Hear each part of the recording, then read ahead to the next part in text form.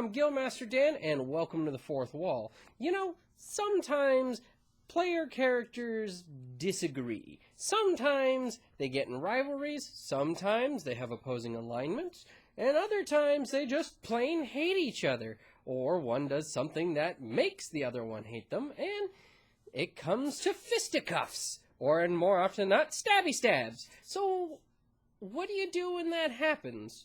That's what we're going to talk about today.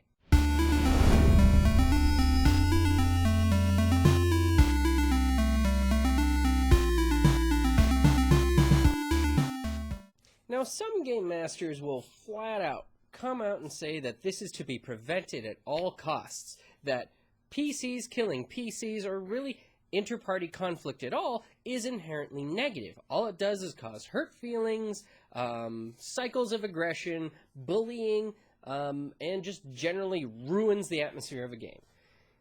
This isn't correct 100% of the time. This happens sometimes when you get a group with certain qualities. Mainly, if you have party members in your group that, or I'm sorry, I should be more specific and say, if the players in your group don't get along, if you have two players that don't like each other out of the game and are acting it out in the game, then yes, you're going to see a lot of inter-party conflict, and all it's going to do is lead to hurt feelings and, well, like I said, cycles of aggression, because all they're really doing is using their characters as a passive-aggressive means of jabbing at one another, and that's not healthy in general. If you have that pop up in your group, where players are acting out their aggressions towards one another through their characters, you need to pull them aside and explain to them that this is a game meant for fun, and if they don't like each other and they can't play nice together, then they need to figure out their problems or leave, because again, it's a game. Games are meant to be fun. And if they're coming in and ruining it for everybody because they don't like each other, well, they're ruining it. So they need to hash out their problems or leave. Also, if you have a group of players that have a hard time separating character from player, there are a group of players out there, or a great many of players out there, that take what happens in-game very seriously, and they take it personally. Some players out there, if something bad happens to their character, they hold you responsible as the game master. It's not something that happened to their character, it's something that you did to them. This is also unacceptable behavior that can lead party disagreements into becoming very hostile and nasty situations for the game. This is another case where you need to pull this player aside and explain, this is just a game. It is meant to be fun. What happens to your character happens to your character, not you. You may be attached to your character, sure, but you shouldn't allow what happens to your character to affect your life outside of the game. It is just a game. Sure, you can be very attached, but don't let it, don't take it personally. Don't let it ruin your life outside of the game. It is just a game.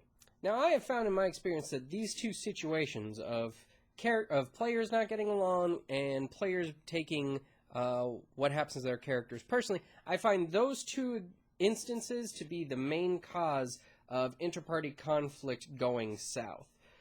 Outside of those two situations, because those involve having adult conversations with your players, outside of those two situations, having an inter-party conflict is no different than having an external party conflict. Having player characters interact in a negative way is just as likely to happen as them interacting with other people. Sure, they're teammates, and they need to learn to be a team to be an effective team. But you don't always get along. When you have a thief, who legit steals from people for his own personal gain, and a paladin in the group seeing him stealing from little old women, that paladin is not going to approve of that. Then the paladin is not going to allow it to happen. And the thief may think the paladin is an uptight git. They have ideologies that disagree, and you should not feel as the game master, or even as a player, that it's your job to figure out how to make them mesh. If they don't mesh, they don't mesh. A lot of players run into problems because of this attitude where they think that all parties, no matter how different or how the characters act, have to work together in a team and can never argue or fight.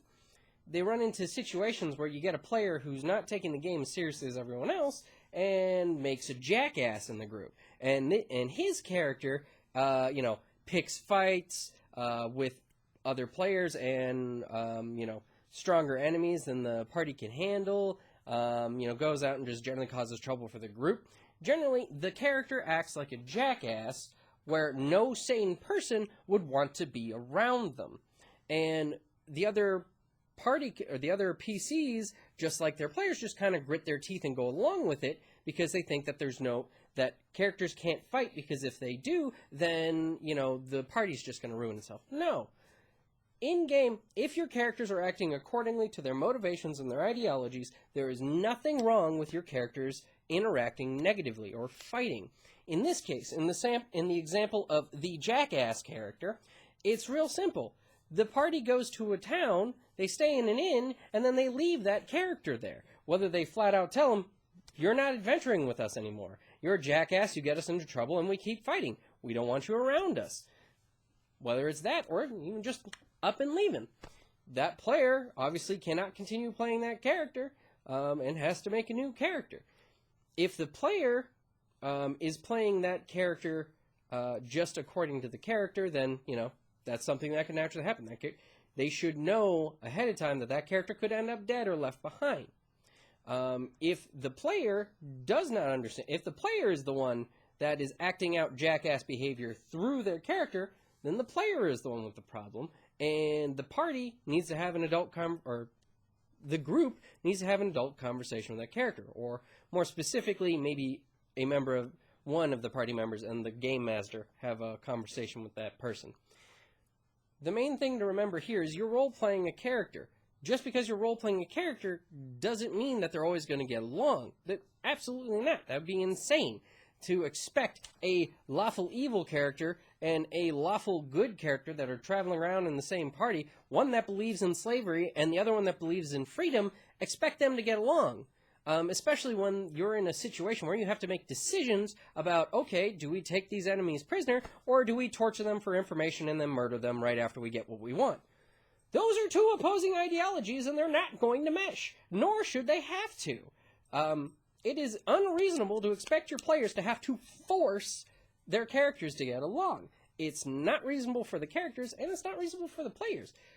Part of what's fun is playing out your character's life and how they react to things, how they react to other people. That's the fundamental thing, that is the fundamental core concept of role-playing games, is acting out situations.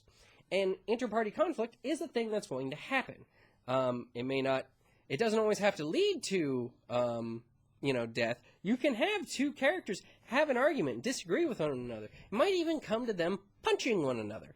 But they might not have any means of, they might not, go to killing each other. There's nothing wrong with two party members getting into a fight in a bar because, they disagreed about something that happened on the last adventure, or they just disagree about something in general, or even if just one ticks the other one off. Like they're in a prank war and one goes too far, the other one decks them. There's nothing wrong with that. People have people interact with each other in negative ways and don't always go straight to murder. So that's another thing. A lot of people think that inter-party conflicts lead straight to murder and sleep, straight to fighting to the death. No, sane people don't act like that. Sane people argue first, may get into a fist fight, and then once it's really, really, really far, then they'll try and kill each other. If you have a character who goes straight to murder, everyone else around them should recognize that that's a problem. If you have two characters that disagree and they don't solve the problem, if you have two characters that come to a head where it comes to, yes, they are going to fight to the death, but it is appropriate to their characters. Say if one is very prideful, or say two are very prideful, and one believes that the other one is tainted in some way, say possessed by a demon and they don't know it or something, and is trying to, call them out, tell them, I believe you're possessed and we need to solve it. The other one's like, I'm not so weak, you're probably the one that's possessed. Something like that will quickly come to a head, especially if they're two martial characters, where they end up in a fight. And in the heat of battle, that may escalate from just wrestling around onto the ground to someone pulling a sword. and the other one acting accordingly. Like, that sort of escalation is perfectly fine. That's actually really cool and can turn into a very dramatic moment and a turning point for your characters. Having a party member who turns around and kills people in their sleep because they disagree with the way that they think is a problem that the rest of the party should realize and act accordingly. You're gonna have characters not get along. They don't get along all the time. It's the same way with splitting the party. It is unreasonable to expect that a group of seven or maybe even just 4 people are in each other's presence 24/7 all the time. It's just as unreasonable to expect them to get along 100% of the time and agree on everything that they do. That is unreasonable, and you should not force that because, for one, it's unrealistic. For another, it takes away role-playing opportunities. Like I said, role-playing out these conflicts can be very rewarding. You can have characters with long-standing rivalries and they bicker all the time and they seem like they hate each other, and it can be a ton of fun for the players, especially, just coming up with those new jibes going back and forth and whatnot. You can get really cool role-playing dynamics out of things like that, and even out of, yes, coming to blows with one another. I absolutely would recommend letting that happen should that pop up in your game. You, as a game master, just need to be aware of your players, your group. Make sure that, number one, it is not an out of character problem that is seeping into the game.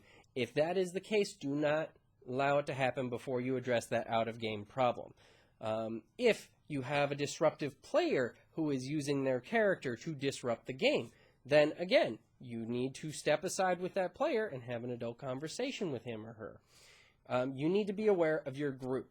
Be sure that your group is not acting out things that are either disruptive or out of game. Also, even if you are going to have inter-party conflict, it's generally a good idea to, if you see it coming, sit down with your group and make sure that they know what's coming and that they're okay with it, so that you don't end up with the situation of somebody taking it personally. Be sure to talk to your players. Just make sure that they know what's coming up, that they're okay with it, and especially the players whose characters are involved with the upcoming conflict. If you keep those in mind, if you keep aware of your players and make sure that they are okay with party conflict, or at least the one that's coming up, then you should be fine. And there's no reason why you should discourage the party conflict from happening, because it's just to be expected. People don't get along all the time, nor should they be expected to. People are different people and have different beliefs. Sometimes they fight. That's just something you deal with, and it's unreasonable to expect them to get along 100% of the time. So that's kind of the gist of it. That is what you can expect when you're looking at inter-party conflict, PCs fighting PCs. Those are the things you should keep in mind. But granted, there may be something that I left out, or you may disagree with something I had to say. In either case, please feel free to leave a comment below. Please like, share, and subscribe so we can keep the conversation going. And as always, thank you for watching, and we'll see you next time.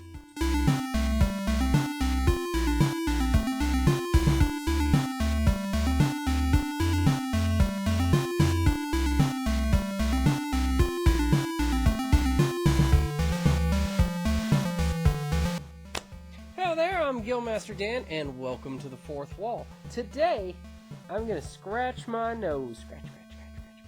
Okay.